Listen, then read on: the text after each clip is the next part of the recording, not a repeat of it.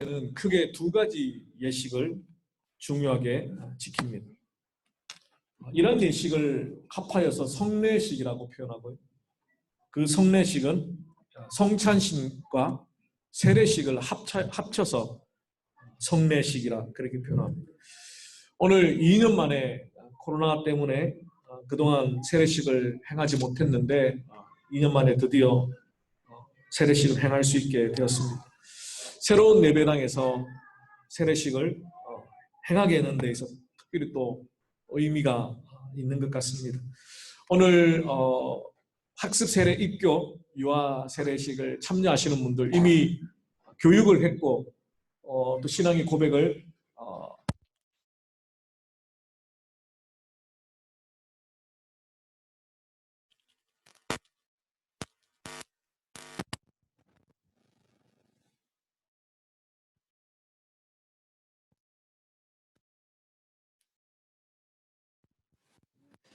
오늘 말씀은 학습 세례 입교 유아 세례식에 관한 간단한 말씀들을 다시 한번 리마인드하는 그런 말씀으로 함께 나누기를 원합니다. 먼저 학습입니다. 학습은 우리 한국 교회에 많이 가지고 있는 고유한 전통입니다. 세례를 받고자 하는 사람들에게 세례받기 6개월 전에 그의 신앙을 다시 한번 확인하고 점검하고 그래서 6개월 뒤에 세례를 받을 수 있는 자격을 부여하기 위한 일종의 필터링의 역할을 합니다. 그래서 사실 이 학습이라는 단어를 영어로 어떻게 번역할까 마땅하게 번역하기가 좀 어렵습니다. 근데 일반적으로 말할 때는 그냥 study for baptism 이렇게 표현을 합니다. 그래서 학습을 받은 성도님은 세례받기 6개월까지 내 신앙을 점검하고 또 말씀을 더 깊이 묵상하고 내가 세례받을 자로 준비되어져 가야 된다는 것을 인식하고 또 가정에서 부모님들이나 교회 그가 속한 학생부문 학생부, 청년부문 청년부에서 함께 기도하며 세례받을 준비를 하는 것. 이것이 학습입니다. 예전에는 한국교회에 많은 분들이 물론 지금도 뭐 그런 경향이 없지는 않지만 군대에서 초코파이를 준다 그러면 이제 세례를 받으러 갑니다. 그리고 세례도 받았다가 절에도 갔다가 뭐 이렇게 모든 종교를 다 통합해서 배우시는 분도 있고. 근데 한때는 이 군대에서 세례를 이걸 이제 진중 세례라고 말하기도 하고요. 합동 세례라고 말하기도 합니다. 한꺼번에 훈련 대대에 몇천 명이 세례를 받습니다. 물론 저희 성도님들 가운데 그런 군대에서 받은 세례 때문에 어쩌면 신앙을 새롭게 가지게 되고 기독교로 들어오게 된 그런 성도님들도 아마 있을 겁니다. 아무튼 예전에 한국교회 초대 한국교회 같은 경우에는 아직 신앙이 세례받을 준비가 안 되어 있는 분들이 쉽게 세례를 생각하거나 세례받고는 신앙을 포기해버린다거나 이런 일들이 있어서 학습이라는 이 세례받기 6개월 전에 이 신앙을 점검해보는 그런 시간을 가지게 됩니다. 근데 사실 이것은 한국교회만의 지금은 특징이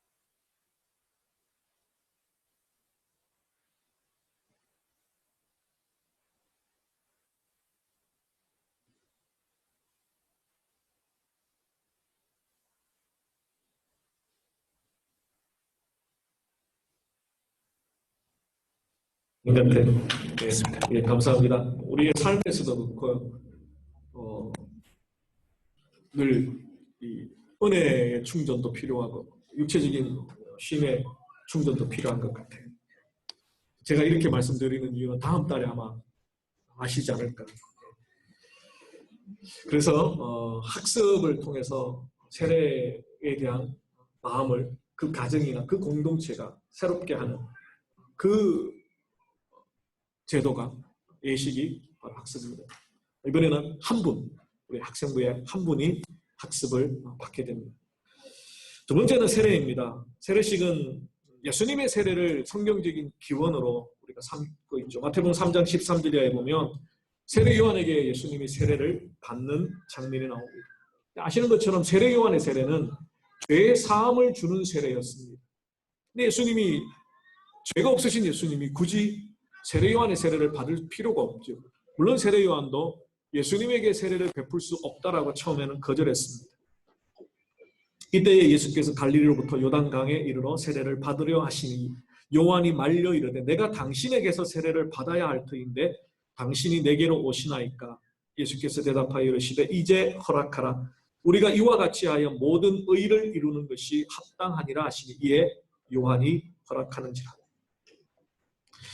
예수님의 이 세례는 영적인 의미에서 대관식이라고 신약의 학자들은 표현합니다. 예수님이 요단강에서 세례를 받으실 때 성부 하나님의 음성이 들리죠. 이는 내 사랑하는 아들이라. 성령이 비둘기같이 그에게 임재하십니다. 성부, 성자, 성령 하나님이 함께 동시에 등장하는 신약의 첫 번째 장면이 바로 세례 요한이 세례를 받으시는 예수님의 모습입니다. 그것을 예수님이 이제 공생애를 시작하시는 마치 왕이 이제 임직을 시작하기 위하여 면류관을 왕관을 쓰시는 모습으로 표현을 하고 있습니다. 성부 하나님의 승인이죠. 이는 내 사랑하는 아들이다. 함께 도우시는 성령의 비둘기같이 그에게 임하십니다. 그래서 영적 대관식의 의미를 가지고 있습니다.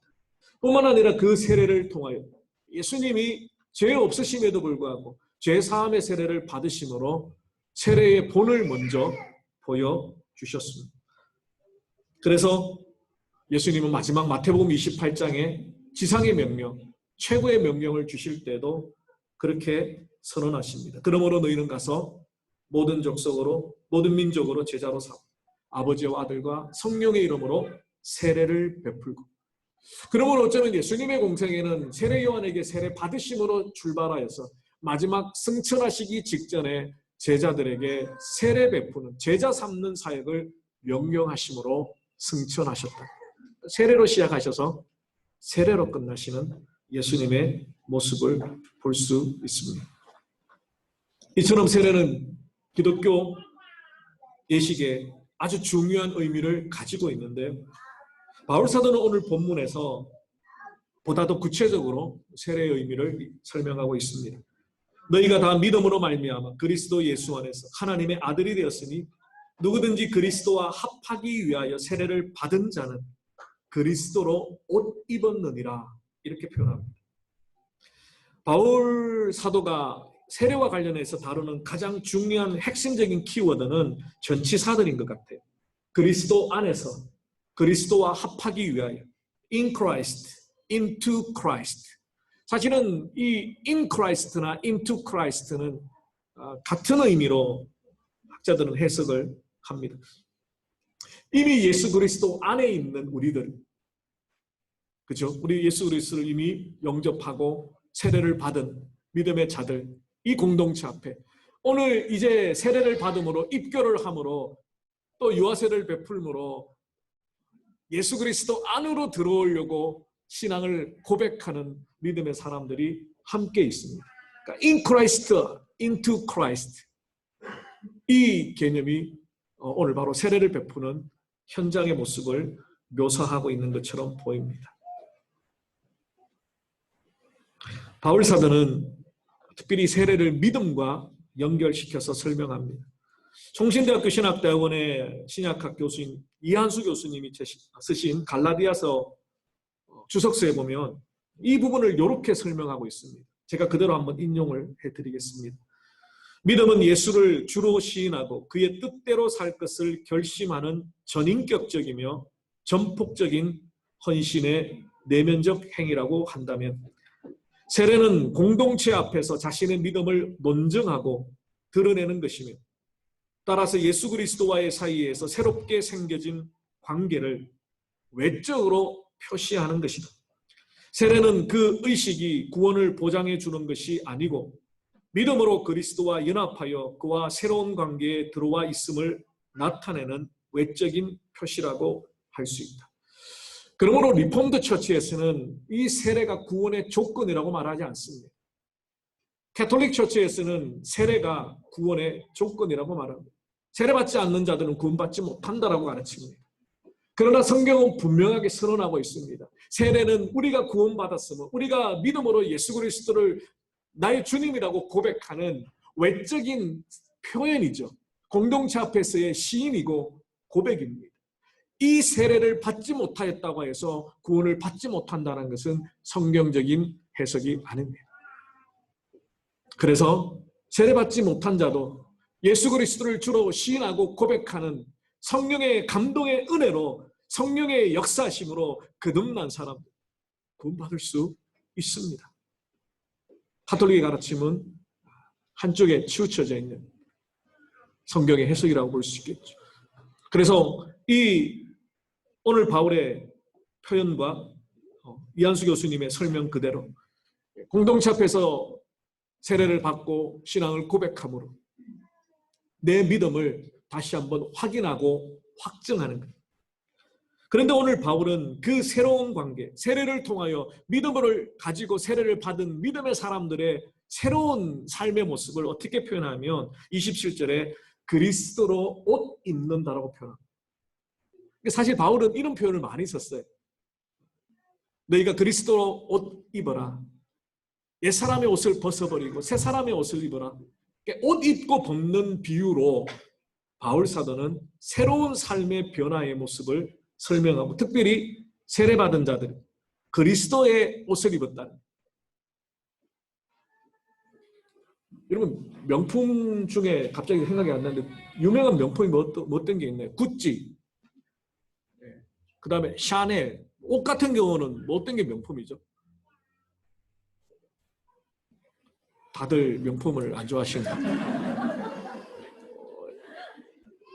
뭐 이렇게 한국에 보면 그렇잖아요. 이렇게 명품으로 딱 입고 있으면 왠지 어깨 힘들어가고 막 그런. 내가 어떤 옷을 입고 어떤 넥타이를 하고 있고 어떤 시계를 찾느냐, 고가의 시계를 찾느냐에 따라서 사람들이 바라보는 시선이 다르니까 이렇게 자존감이 높아지잖아요. 근데 그런 것처럼 예수 그리스도의 옷을 입었다는 거예요. 예수님으로 옷 입는다는 거예요.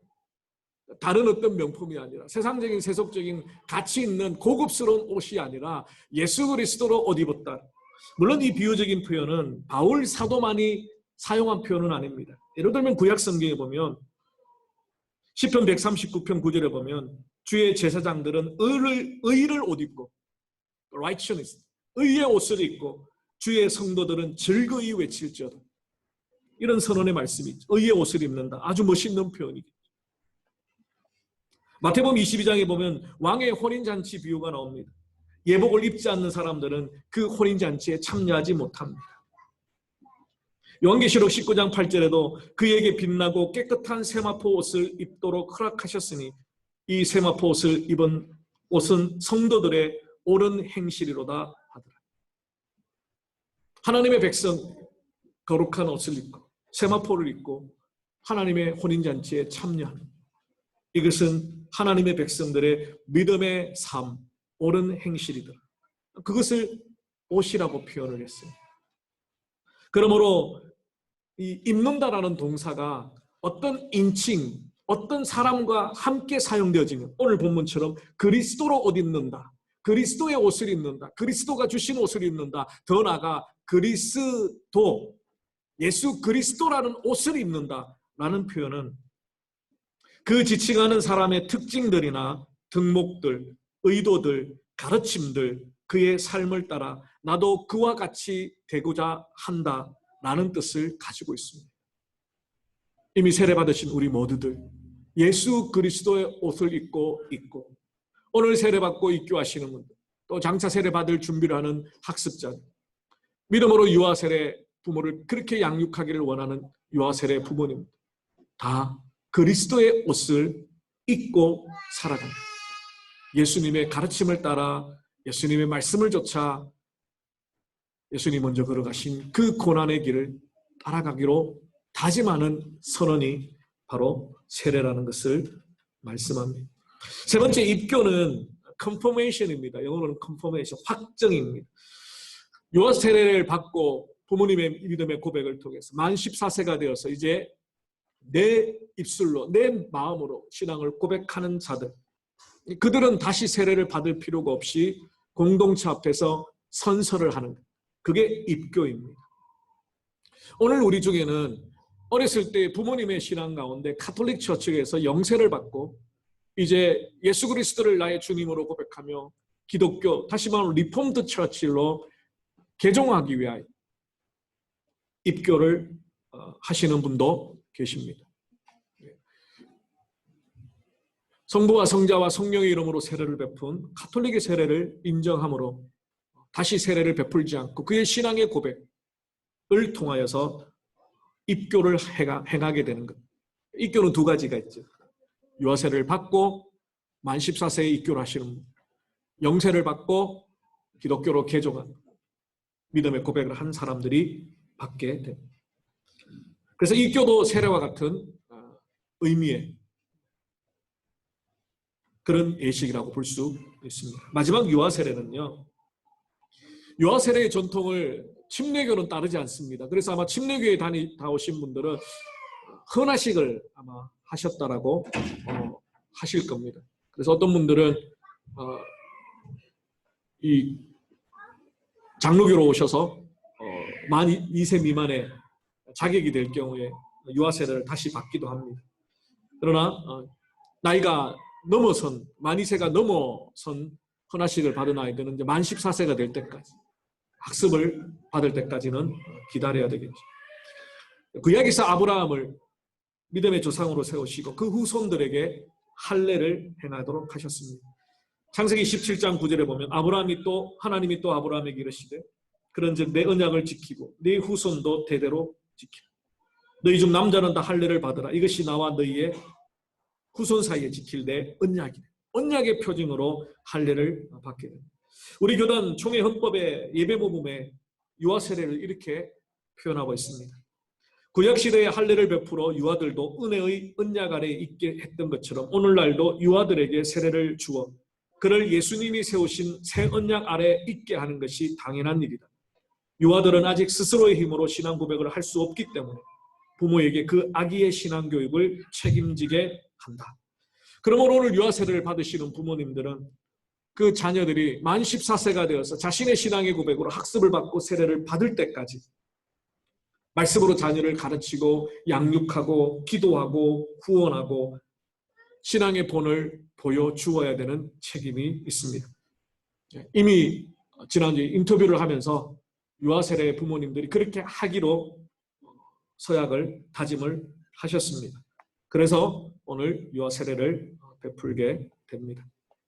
말씀을 정리하겠습니다. 마지막으로 오늘 학습세례, 입교, 유아세례를 받으시는 당사자들만 의미가 있는 날이 아닙니다. 우리 공동체를 향하신 하나님의 말씀이 있습니다. 우리에게 학습자와 세례자와 입교자와 유아세례자들 그리고 그 부모님들이 있습니다. 학습을 받는 분은 세례를 받을 때까지, 유아세례를 받는 어린이들은 이제 만 14세가 돼 학습을 받을 때까지 오늘 자신의 신앙의 고백으로 이제 into Christ, 그리스도와 합하여 예수로 옷을 입은 학습 세례자와 입교자들, 이미 세례받은 우리와 함께 이제 한 하나님을 함께 섬기는 믿음의 동력자가 되었다는 것. 그러므로 우리 공동체가 이들에게 함께 신앙을 세워가도록 격려하고 위로하고 든든한 울타리와 버팀목이 되어져. 그냥 어느 집사님의 아들, 딸들이 아니라 이제는 예수 그리스도 안에서 멜번 제자교회 세례교인으로, 입교교인으로, 학습교인으로, 유아세례 교인으로 인정되어지는 공동체의 축제이기도 합니다. 오늘 바울은 28절에서 결론과 같이 말합니다. 너희는 유대인이나 헬라인이나 종이나 자유인이나 남자나 여자나 다 그리스도 안에서 하나입니다. 믿음으로 세례를 받고 고백한 하나님의 백성, 그가 유대인이든 헬라인이든 종이든 자유이든 남자든 여자든 어떤 사회적인 계급과 조건과 학식과 어떤 것 상관없이 이제 그리스도 안에서 하나가 되는 너무너무 중요한 예식이며 감사의 예식입니다.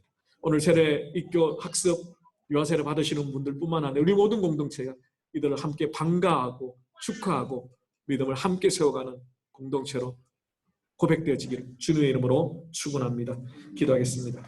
살아계신 주님 감사합니다. 오늘 예식 가운데 하나님 함께하여 주시고 예식에 참여하는 사람이나 또 함께 참여하는 가족이나 우리 모든 공동체에게 복되고 기쁜 날이 되게 하여 주시옵소서.